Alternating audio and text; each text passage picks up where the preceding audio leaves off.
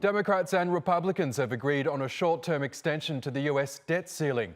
Both parties agree the debt limit must be raised, but have been bickering over just how to do that. The Senate has passed the measure, which now goes to the House of Representatives. Without it, the US government would run out of money and default on its loans, and the shockwaves would ripple across the global economy. From Washington, Yasmine El-Sabawi reports. The parties have agreed. The U.S. will continue to pay its bills on time, for now. We have reached agreement to extend the debt ceiling through early December, and it's our hope that we can get this done as soon as today. I yield the floor. The U.S. Congress has the power of the purse. This is where spending bills are created and approved. That includes determining how much money America can borrow, which is referred to as the debt ceiling. The debt limit, this suspension expired on August 1st, and we began using extraordinary measures to remain under the debt ceiling. But those extraordinary measures are just a Band-Aid for a period of time, right? Well, as I indicated, we expect them to be exhausted on October 18th. Okay. And it would be a disaster if we did not.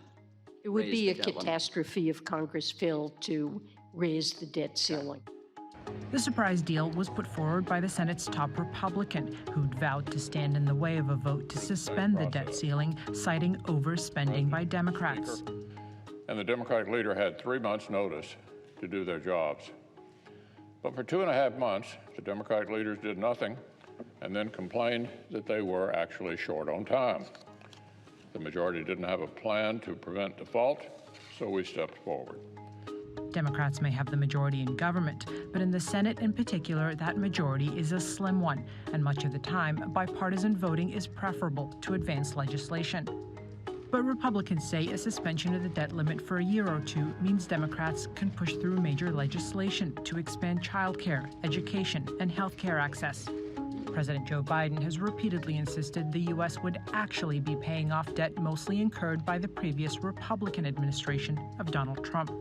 Ultimately, all Congress is doing is pushing this problem further 2 months down the line, when the U.S. will face the threat of a default once again. Yasmine El-Sabawi, TRT World, Washington.